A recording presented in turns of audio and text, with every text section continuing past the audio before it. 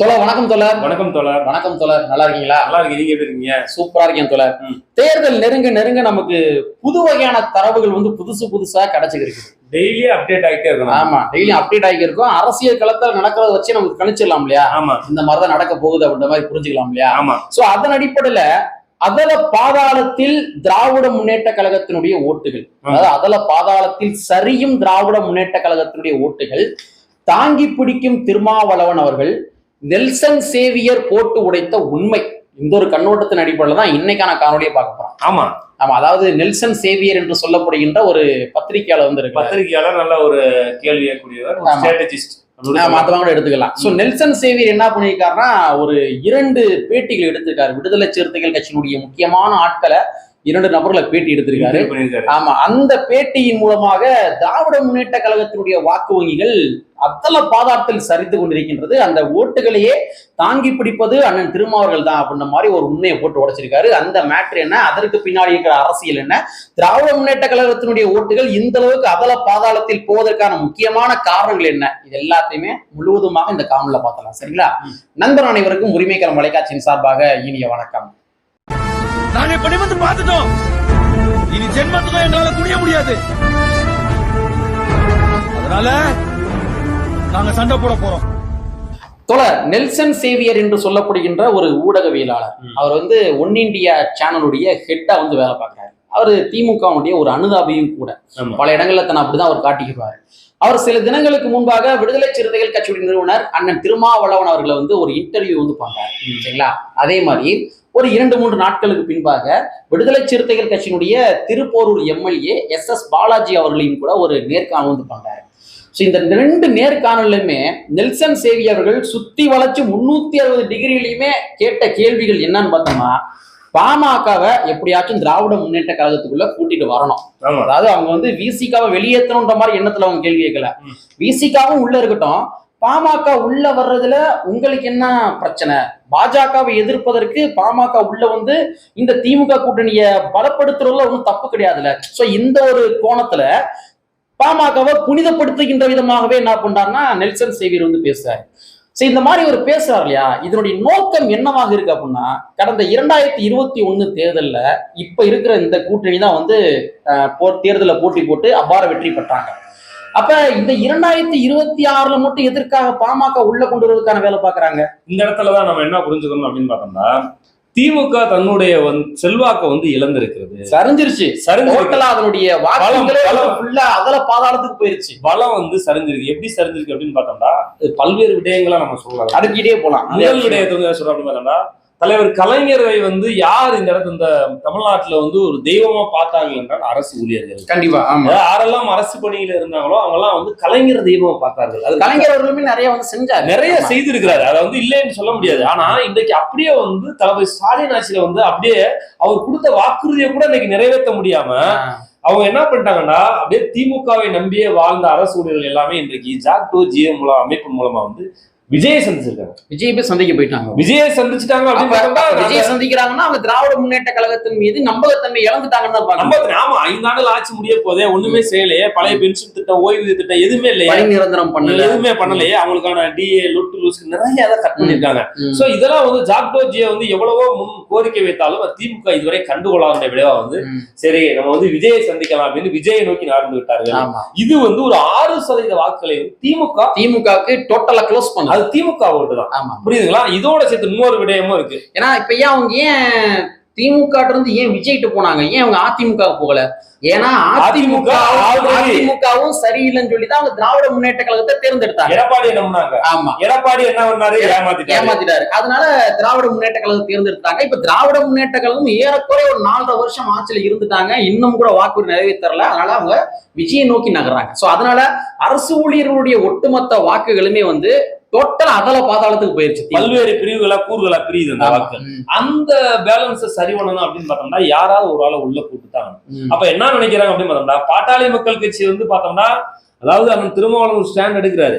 ஆனா பாட்டாளி மக்கள் கட்சியை உள்ள கூப்பிடுறது மூலமா அந்த பாதாளத்தில் திமுக சரிந்ததை சரி செய்து விடலாம் அப்படின்ற ஒரு விடயத்தை தான் வந்து நெல்சன் மத்த ஊடகங்களா இருக்கட்டும் எல்லாருமே பாட்டாளி மக்கள் கட்சி உள்ள இருப்பதற்கான காரணம் இதுதான். அதாவது விசிகாவும் உள்ள இருக்கணும், அட் த சேம் டைம் வந்து பாமகவும் உள்ள வரணும் அப்படின்ற மாதிரி ஒரு நோக்கத்துல வந்து அவங்க செயல்படுறாங்க.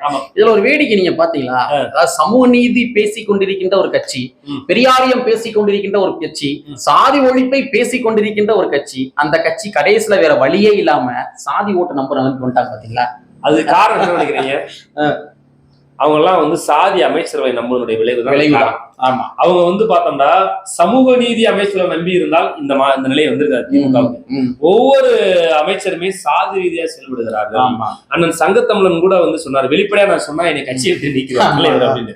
அப்ப அந்த சாதி ரீதியா செயல்படுவதன் மூலமா வந்து அதன் மூலமாகவும் பட்டியல் சமூக மக்கள்கிட்ட இருந்து அந்நியப்பட்டு இருக்கிறார்கள். இல்ல எனக்கு என்ன வேலை, எனக்கு என்ன வேதனையா இருக்கு அப்படின்னா, இப்ப நீங்க நம்ம என்னதான் நமக்கு வந்து திராவிட முன்னேற்ற கழகத்தினுடைய மாண்புமிகு முதலமைச்சர் அவர்கள் மேல நமக்கு விமர்சனம் இருந்தாலுமே நம்ம வந்து ஒரு நெறி தவறாம தான் நம்ம விமர்சனத்தை முன் வைப்போம்.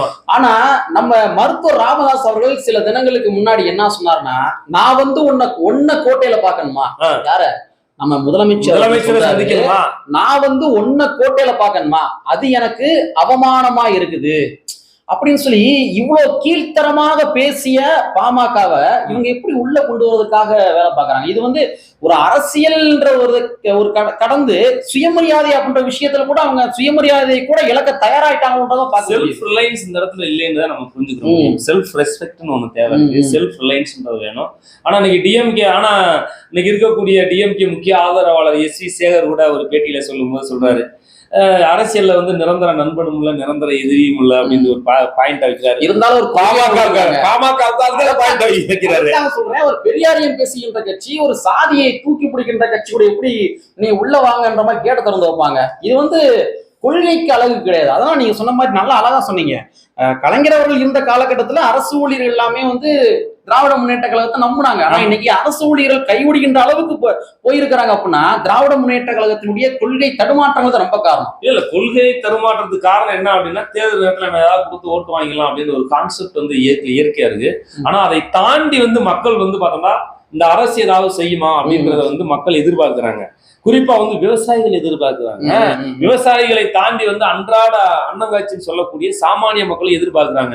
ஆனா அப்படியேப்பட்ட ஸ்கீம் எதுவுமே இல்லையே, திட்டங்கள் எதுவுமே இல்லையே. அப்படி இருக்கும்போது அதால பாகத்திலானே போய செய்யும்.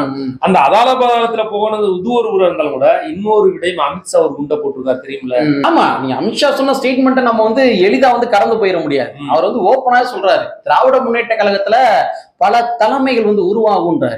கனிமொழி தலைமையில ஒரு தலைமை உருவாகும், உதயநிதி தலைமையில ஒரு தலைமை உருவாகும். அதே மாதிரி இதர பின்ன அமைச்சர் பெருமக்கள் இருக்காங்க இல்லையா, அவங்களுடைய தலைமையில புதுவிதமான தலைமைகள் உருவாகும் சொல்லி பேசிட்டாரு. தலைமைகள் சொல்ல முடியாது, அது கட்சி உடையுன்ற மாதிரி சொல்றாரு. அது காரணம் என்ன, யாருக்கெல்லாம் இந்த ரைடு விட்டாங்களோ, இப்ப எனக்கு என்னுடைய பாயிண்ட் ஆஃப் வியூ நம்ம ஆல்ரெடி பேசியிருக்கோம். அதாவது திராவிட முன்னேற்ற கழகம் 2026 தட்டு தடுமாறி வெற்றி பெற்றாலும் கூட, அதுவும் திருமாவளவனாலதான் வெற்றி தடுமாறி வெற்றி பெற்றாலும் கூட 2028 வந்து ஒரு ஏக்நாத் ஷிண்டேக்கள், பல ஏக்நாத் ஷிண்டேக்கள் உருவாவாங்க.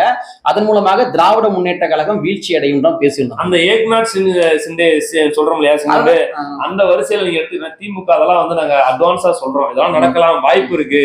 இன்னைக்கு இருக்கக்கூடிய நம்ம ஐயா துரைமுருகனா இருக்கட்டும், அதுக்கடுத்து பாத்தீங்கன்னா செந்தில் பாலாஜியா இருக்கட்டும், அதுக்கடுத்து மதுரை மண் கண்டெடுத்த சாதி அமைச்சர் மூர்த்தியா இருக்கட்டும், அதுக்கடுத்து சொல்றேன் மெய்யநாதனா இருக்கட்டும், இந்த மாதிரி அமைச்சர்கள் எல்லாம் அந்த வட்டத்துல இருக்கிறாங்க. சரி, இப்ப இல்ல சொல்லி முடிச்சுக்கல, இந்த அமைச்சர்கள் மூலமா வந்து கொத்து கொத்தாக திமுகவுல இருந்து வேற கட்சிக்கு போவதற்கான வாய்ப்புகள் இருக்கு அப்படின்னு நம்ம சொல்றோம். கண்டிப்பா. சோ வந்து அந்த இதுவே வந்து ஒரு மிகப்பெரிய டிராபேக் தான். சமூக வலைத்தளங்கள்ல இவங்க வந்து பெருமளவுக்கு விவாதமா மாத்தலாம்னு கூட உள்ளபடியே ஒவ்வொரு திராவிட முன்னேற்ற கழகத்தினுடைய அமைச்சர் பெருமக்களுக்கு மிகப்பெரிய அதிருப்திகள் இருக்குது. அது வந்து வாக்கு வந்து பிரிவதற்கான வாய்ப்புகள் இருக்கு. அதுவும் கூட இந்த கூறுகள்ல ஒன்று. அதாவது திராவிட முன்னேற்ற கழகம் வந்து அதனுடைய வாக்கு வங்கிகள் அதல பாதாளத்திற்கு செல்லுன்னு சொல்றோம் இல்லையா, அதனுடைய கூறுகள் இதுவும் கூட ஒண்ணு. சோ நெல்சன் சேவியர் வந்து அவர் வந்து சும்மாலாம் வந்து பேசியிருக்க மாட்டாங்க. சும்மாலாம் வந்து எடுத்தம் கவுத்தம் இல்ல வந்து நம்ம வந்து திருமாவூர்ல இன்டர்வியூ பண்றோம், SS பாலாஜியோட இன்டர்வியூ பண்றோம் அப்படின்ற மாதிரி எடுத்தம் கவுத்தம்ன்ற மாதிரி பேசியிருக்க மாட்டாப்ல. கண்டிப்பான முறையில் திராவிட முன்னேற்ற கழகத்தினுடைய வாக்கு வங்கிகள் சரிந்து கொண்டிருக்கின்றது அப்படின்றத உணர்ந்துதான் அவர் வந்து ஏங்க விசிகா உள்ள இருக்கட்டும், பாமக உள்ள இருக்கட்டும், அவர் தான் திருந்திட்டார்ல, இந்த அளவுக்குலாம் இறங்கி வந்து பேசுறாரு. அதாவது ராமதாஸ் தான் திருந்திட்டார்ல, நீங்க வந்து அவங்கள வந்து எதிர் துருவ மாதிரி வச்சு பார்ப்பதற்கான அவசியம் இல்லைன்னு சொல்லி பேசுறாரு. இந்த இடத்துல வந்து அந்த திருமாவளவனை காம்ப்ரமைஸ் பண்றதுக்காக வந்து ரவுண்டு கட்டி பயங்கரமான ரவுண்டு கட்டி பேச்சுவார்த்தை நடந்துட்டு 24 மணி நேரம் பேச்சுவார்த்தை பேசுறாரு. செல்வ குருந்தை வந்து புரோக்கர் வேலை பாக்குறதுக்காக நேரா போறாரு, பேசுறாப்ல. பல்வேறு மீடியாக்கள் பேசிக்கொண்டே இருக்கிறது, ஏன் வந்தா அவளை என்ன செய்வாங்க இப்படின்ட்டு வந்து ஒரு விவாதத்தை அவங்களே ஒரு நரேட்டிவ் செட் பண்றாங்க. ஆனா இந்த நரேட்டிவ்னுடைய முக்கியமான பின்புலங்கள் என்னன்னு பாக்குறப்ப திமுகவுடைய வாக்குகள் முழுவதுமாக சரிந்து கொண்டிருக்கின்றது. ஆகணும் இல்ல சரிந்தாலும் வந்து அந்த திருமாவளவன் வந்து அதை போக்கஸ் பண்ணி தாங்கி பிடிக்கல. அவருடைய ஓட்டு வந்து தாங்கி பிடிக்கிற ஓட்டு தாங்க எப்பொழுதுமே. அவருடைய ஓட்டு வந்து எப்பொழுதுமே தாங்கி பிடிக்கிற ஓட்டு தான். ஏன்னா 2021 தியரிட்டிக்கல் ரீதியா பிராக்டிகல் ரீதியா ப்ரூஃப் பண்ணிருக்காங்க, 2024 ப்ரூஃப் பண்ணிருக்காங்க. அதெல்லாம் வந்து ஓகே, ஒன்றும் பிரச்சனை கிடையாது. ஆனா இந்த இடத்துல ரொம்ப முக்கியமான விடயம் என்னன்னா, விஜய் அவருடைய வருகையின் மூலமாக யாருடைய வாக்குகள் பாதிப்படைகின்றது அப்படின்னா அது விசிகாவுடைய வாக்குகள் கிடையாது, அது திராவிட முன்னேற்ற கழகத்தினுடைய வாக்குகள் தான் முழுக்க முழுக்க சிதைய போகின்றது.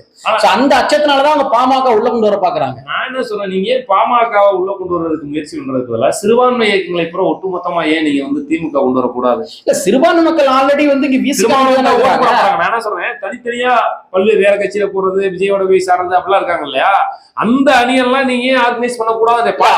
இல்ல ஒரு இந்த இடத்துல ஏதோ சொல்றேன் அப்படின்னா, நீங்க வந்து இதுல கவனம் செலுத்தினா பிரச்சனை இல்ல, நீங்க பாட்டாளி மக்கள் கட்சியை உள்ள கொண்டு வந்தா திருமாவளவன் வெளியே போயிருவாரு, புரியுதுங்களா? அப்ப வந்து பார்த்தோம்னா நீங்க இந்த பேலன்ஸ் வந்து வேற மாதிரி நீங்க ரெடி பண்ணுங்க.